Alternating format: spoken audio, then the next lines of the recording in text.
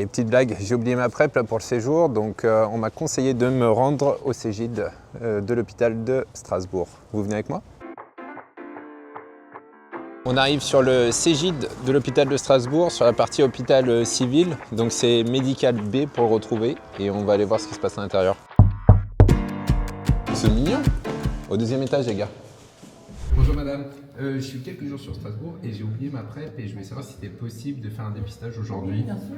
Voilà, je vous donne votre petit dossier, votre numéro de passage et la salle d'attente tout au bout du couloir, la première avenue. Super, merci Eliane. Je vous en prie. Bonjour docteur. Voilà, vous pouvez vous installer. Super, merci. Alors, enchanté, je suis le docteur Victor Senbar, je suis un des médecins du service. Du coup, j'ai oublié ma PrEP, je suis sur le Strasbourg quelques jours. Je fais partie du Cégide de Lyon à la base. Et donc on m'a dit que je pouvais venir vous voir et comme ça, si on pouvait faire un dépistage en même temps, ça serait top. Et donc vous êtes suivi pour la PrEP depuis combien de temps à peu près? 2021, 2021. Janvier 2021. Même. D'accord. Et du coup, vous la prenez sur le schéma continu ou plutôt à la demande? Plutôt à la demande, ouais. D'accord. C'est pour ça que du coup, j'ai oublié de partir avec. D'accord. Au niveau du schéma de prise, il n'y a pas de difficulté, le Yes. timing est bon, il n'y a pas d'oubli? 2 heures avant le rapport AX. Les deux comprimés, ouais. Exactement. Ouais. Et après 24 heures et 48 heures. Exactement. Et s'il y a des rapports plusieurs jours de On suite? prolonge. Exactement, parfait. Et du coup, votre dernier dépistage, il remonte à quand à peu près? Il remonte début août avant de partir en vacances. Début août, d'accord. Il y avait des Ouais. choses où tout était bon à ce moment-là, tout était parfait, ça marche. Là, vous avez eu des symptômes potentiellement au niveau génital ou anal ou au niveau cutané? Non, rien. Rien à signaler? Pas à ma D'accord. connaissance. Mais en effet, c'est vrai qu'il y a beaucoup d'infections qui peuvent être asymptomatiques, Oui. d'où l'intérêt de faire un dépistage régulièrement. Donc ce qu'on va vous proposer de faire, c'est un dépistage complet avec une prise de sang. On va Très bien. contrôler la sérologie VIH, l'hépatite C, la syphilis, Très bien. mais aussi une recherche de chlamydia gonocoque. Donc ça peut se faire à différents endroits, au niveau urinaire. Vous êtes actif, passif ou les deux? Plutôt actif. Plutôt actif, il se passe rien au niveau anal ou il peut y avoir des annulingus, ce genre de choses?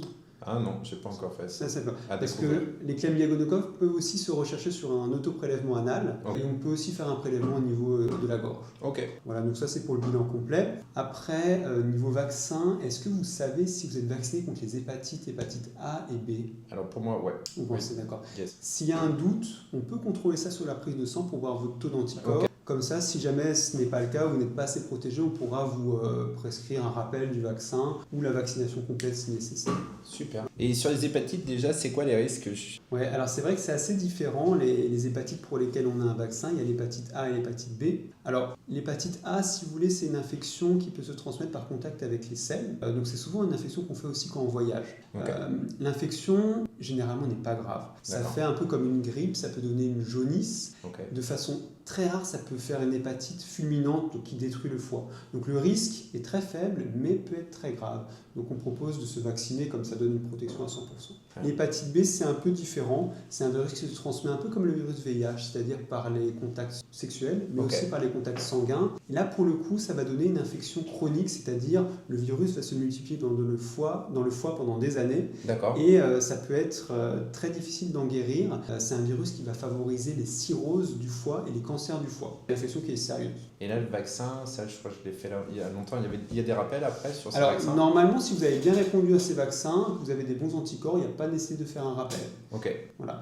Après, en ce qui concerne les vaccins, il y a potentiellement celui contre les papillomavirus, HPV. Ouais. Alors vous, je ne sais pas quel âge vous avez exactement, mais en France, on a le droit de le faire gratuitement avant ses 27 ans. Et vous le conseillez? Moi, j'ai 36 ans. Voilà. Alors, après 27 ans, c'est une question qui est encore un petit peu discutée. Dans certains pays, ils vaccinent plus tard qu'en France. Très bien. Nous, pour l'instant, on a le droit de le prescrire après 27 ans, Ok. mais la personne doit le payer. Du coup, il n'est pas Ok. remboursé. Bon, il n'est pas donné, c'est 100 € la dose, c'est 3 doses. Et 3 doses. Ok. Mm. Avec, je crois que c'est 1 mois après, 3 mois dans comment? Alors, le schéma pour le papillomavirus, on fait une première dose, on en fait Ouais. une deuxième 2 mois plus tard, 2 et mois. la troisième se fait 6 mois après la première. 6 mois, ok. Ouais. Je pense qu'il faudrait peut-être l'envisager parce que moi, du coup, je fais de la création de contenu pour adultes. Alors, c'est vrai que les papillomavirus, le vaccin ne donne pas une protection à 100%, mais quand même, en fait, on cible 9 papillomavirus sur les plus de 200 qui existent, et ça va diminuer le risque de faire des condylomes, donc c'est des verrues mais au niveau génital ou anal. Et ça va aussi diminuer le risque de cancer, notamment cancer de la vache, cancer anal, qui sont des cancers très rares, mais qui peuvent être favorisés par certains papillomavirus. Donc j'ai raté le coche, j'aurais dû faire ça plus jeune à mon premier dépistage. Alors, idéalement, c'est un vaccin, si on le fait avant d'avoir eu tout contact sexuel, probablement il y a plus de bénéfices. Maintenant, même si on a déjà eu des contacts sexuels, il peut encore avoir un bénéfice au moins jusqu'à 26 ans. Okay. Peut-être plus, même si c'est un petit peu discuté. C'est des recommandations qui peuvent changer avec le temps et peut-être que dans un an, ce sera recommandé jusqu'à 45 ans en France. Okay. Ça, c'est possible. On fait des petites vidéos là pendant notre séjour à Strasbourg sur la santé sexuelle et du coup, je vais en profiter pour vous poser 2-3 questions. Et par rapport au TPE, vous pouvez nous en dire plus? Donc, le TPE, c'est le traitement post-exposition. Pour faire simple, c'est le traitement d'urgence contre le VIH. Donc en pratique, suite à une exposition sexuelle qui est à risque, il faut discuter l'intérêt de ce traitement ou pas. Mais l'important, c'est que si ça arrive un jour, en pratique, un rapport, une pénétration non protégée avec une personne inconnue, eh ben, il faut réagir au plus vite parce que le traitement il peut être débuté au maximum 48 heures après le rapport. Le rapport à risque. Mais plus il est pris tôt, plus on va avoir une grande efficacité. C'est probablement mieux de le prendre 4 heures après le rapport que 48 heures après. Alors, ça consiste en quoi le TPE? En fait, c'est une trithérapie. Donc, comme le traitement que prennent les personnes qui vivent avec le VIH, un seul comprimé par jour pendant 30 jours. Comment faire pour débuter un TPE? Si ça arrive en pleine journée, en semaine, il faut contacter un centre comme le nôtre, on peut gérer ça directement ici. Si ça arrive le week-end ou la nuit, comme il y a une notion quand même d'urgence pour le débuter, il faut passer aux urgences. Okay. En fait, les urgentistes, ils peuvent vous donner un kit de démarrage pour les premiers jours de traitement. Okay. Ils nous appellent pour nous demander si c'est validé et après, nous on prend le relais pour prescrire la suite. Donc typiquement, quelqu'un comme moi qui est sous PrEP mais qui a oublié sa PrEP et qui fait un rapport à risque, exactement. Il faut qu'il aille très vite vous voir, quoi. Exactement. Disons que la PrEP n'empêche pas d'avoir le TPE s'il y a eu un oubli de PrEP. Alors il y a plein de situations parce qu'en fonction du nombre d'oublis qu'il y a eu, si on prend en continu ou pas, c'est pas toujours justifié le TPE, mais dans tous les cas, pour avoir l'information, il faut venir passer et il faut venir au plus vite en fait. Ok. Il y a vraiment cette notion d'urgence. Exactement, parce que plus tôt c'est pris, plus c'est efficace. Après c'est un traitement, c'est une trithérapie, mais qui est très bien toléré, hein. Il peut y avoir quelques petits soucis digestifs au début. Si vous voulez, c'est la même chose que la PrEP, sauf qu'il y a une molécule supplémentaire.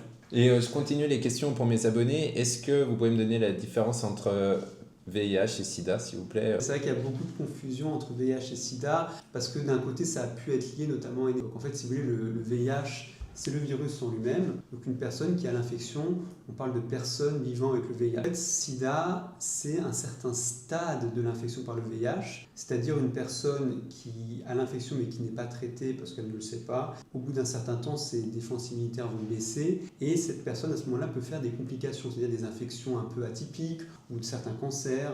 Et donc à ce moment-là, on parle de stade SIDA. Donc c'est un des stades de gravité de l'infection, mais qu'on ne voit pas chez quelqu'un qui est traité, qui prend son traitement régulièrement et qui est suivi. J'ai vu que vous aviez un service Trait d'Union qui est raccordé à votre service Cégide ici. Oui, donc nous au Trait d'Union, en fait, on fait tout ce qui est consultation, notamment le suivi des personnes vivant avec le VIH. Okay. On fait aussi les consultations PrEP dans ce service-là. Donc on a plusieurs. C'est complet. On a la chance aussi d'avoir des psychologues, des assistants sociaux, donc toute une équipe multidisciplinaire. D'accord. Et par exemple, quelqu'un qui découvre un peu son homosexualité, comme moi quand j'étais étudiant, on vient chez vous et on peut rester anonyme? Alors, tout à fait.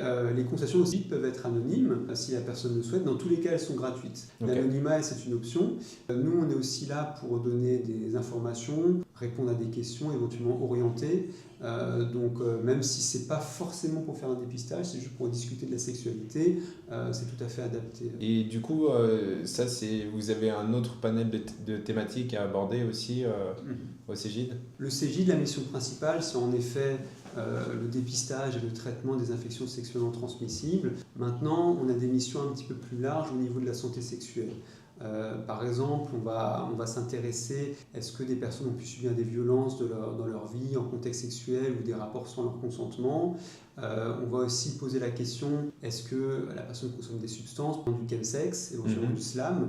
On a la possibilité, si la personne le souhaite, d'avoir des conseils avec des psychologues qui sont aussi affiliés au service, donc c'est des consultations qui sont gratuites et qui peuvent rester anonymes, hein. Même le bilan, tout peut rester anonyme. Et dans certains cas, on peut aussi faire appel à nos assistants sociaux pour ces consultations-là. Donc en cas de chemsex, on peut aussi trouver un accompagnement chez vous? Voilà, alors en cas de chemsex, disons que nous, on est surtout la porte d'entrée pour en parler. Et à ce moment-là, dans certaines situations, en effet, nos psychologues peuvent prendre le relais, mais on a aussi des partenariats avec, par exemple, des centres de consultation d'addictologie qui ne sont pas très loin. Donc on peut facilement orienter les personnes qui souhaitent, qui ont des questions par rapport aux consommations, qui souhaitent peut-être arrêter ou diminuer. Donc, Ok, super intéressant. Voilà, donc c'est par ici. Ah, très bien. Merci docteur. Allez, Au revoir. bonne journée. Au revoir. Bonjour. Bonjour. C'est avec vous que je souffre. C'est avec moi que vous allez vous souffrir, exactement. Qu'allons-nous faire aujourd'hui? Dépistage. Un petit prélèvement sanguin? C'est ça, exactement. Je suis pas fan des aiguilles, donc je vais pas regarder. Très bien, c'est parfait, vous inquiétez pas, je vais vous parler pendant ce temps. Regardez, en plus, j'ai déjà été piqué il y a pas longtemps. Alors vous n'êtes pas obligé de regarder. Ça marche. Ça s'est bien passé avec le médecin? Adorable. Tant mieux, parfait. Voilà, on y va? Allez. Allez, ça va? Parfait. Rien senti. Voilà, voilà, Eh ben, c'est efficace chez vous. parfait. Merci.